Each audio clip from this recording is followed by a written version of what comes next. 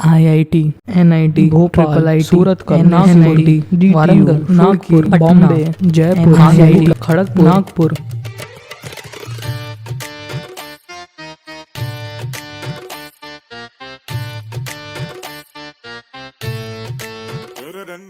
College decision तुम्हारी छोटी सी ज़िंदगी का पहला सबसे बड़ा डिसीजन है शायद, तो इस पर टाइम और रिसर्च देना तो बनता है। अब टाइम और रिसर्च देने से मतलब मैं यहाँ पर कुछ पैकेज या प्लेसमेंट नहीं खेलूँगा, बट कुछ ऐसी चीज़ों के बारे में बात करेंगे जो कि कॉलेज में एडमिशन लेने के बाद जो सही डिसीजन की खोजी या फिर गलत डिसीजन के रिग्रेट के बाद ही पता लगती हैं।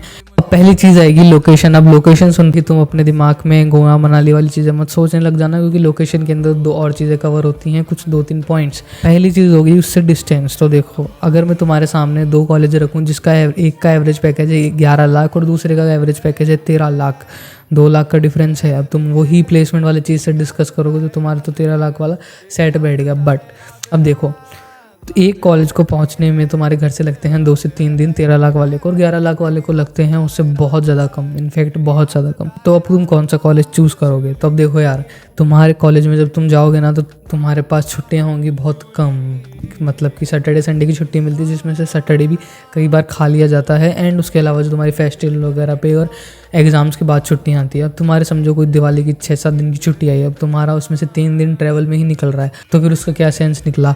और ये सब चीज़ें होती हैं ना कॉलेज में एडमिशन लेने के बाद, छोटी छोटी चुभती हैं। क्यों?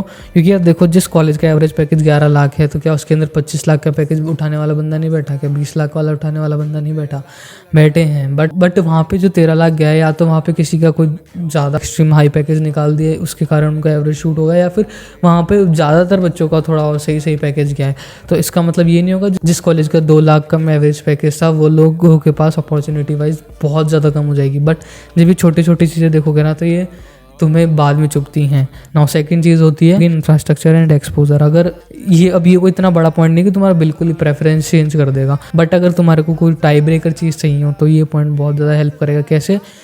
सिटी की लोकेशन की, मतलब अगर कोई जैसे टियर 1 सिटी हुई, जैसे दिल्ली, बॉम्बे, पुणे, बेंगलोर, हैदराबाद, तो उन सिटीज़ को ज़्यादा प्रेफरेंस देना। क्यों? क्योंकि देखो यार, वहाँ पर एक तो तुम्हारे पास जितने भी इंडस्ट्रीज़ वगैरह, कंपनीज़ वगैरह होती है, सबका जो ऑफिस होता है या फिर जो इंडस्ट्रीज़ वर्क करती हैं वो मोस्टली वहीं पे करती हैं।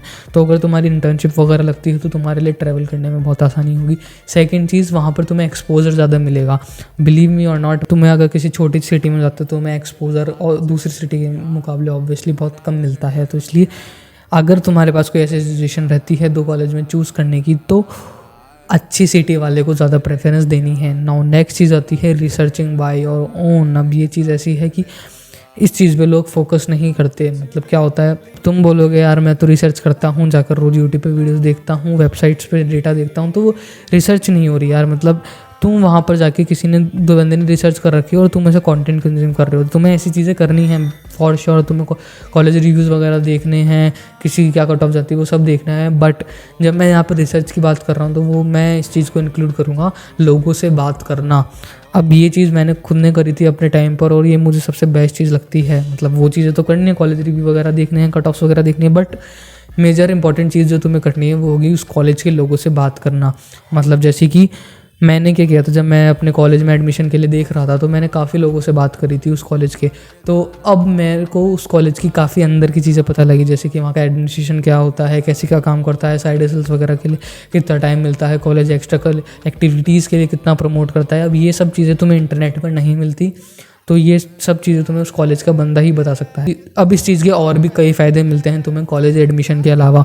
तुम्हारे में एक तो कम्युनिकेशन स्किल्स स्टार्टिंग से थोड़ी इंप्रूव करने की ड्राइव आती है। मतलब कि किसी को अप्रोच कैसे करनी है ना, वो वाली चीज़, स्टार्ट कैसे करनी है कन्वर्सेशन, ये सब चीज़ें तुम्हें रियल लाइफ में इन लोगों से बात करके समझ में आती है। क्योंकि यार तुम ऐसे बंदे से बात करो जिससे तुमने कभी आज तक बात नहीं करी और वो तुमसे एक्सपीरियंस वाइज भी बड़ा है, तो तुम्हारे में फिर वो फियर ऑफ अप्रोचिंग ख़त्म हो जाता है। सेकंड चीज़ होती है तुम्हारे नेटवर्क में अच्छे लोग जुड़ते हैं। जब जिन लोगों से मैंने बात करी थी कॉलेज में एडमिशन लेने से पहले, उनमें से 3 लोग खुद के स्टार्टअप पर वर्क कर रहे हैं, जिसमें से एक की तो अभी उन्होंने 25 से 26 CR की फंडिंग उठाई है। तो अब उस टाइम पर वो लोग कुछ नहीं थे, बट इन फ्यूचर वो लोग कुछ भी हो गए। या फिर समझो जैसे कि तुम लोग अभी कॉलेज रिसर्च करने के लिए किसी NIT अच्छी टॉप NIT के बंदे से बात कर रहे हो और वो बंदा तुम्हारे नेटवर्क में आ चुका है, भले ही तुम उधर जा नहीं रहे बट वो स्टिल तुम्हारे नेटवर्क में आ चुका है।